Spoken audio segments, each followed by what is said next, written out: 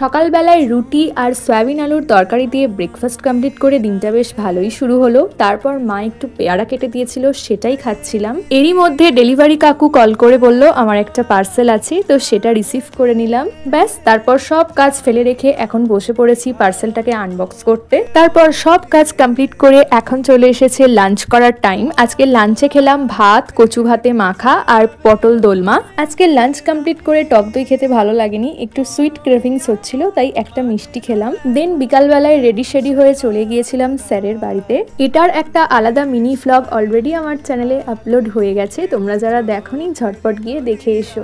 আর আজকে রাতের ডিনারটা তো স্যারের বাড়িতেই কমপ্লিট করলাম চাউমিন দিয়ে।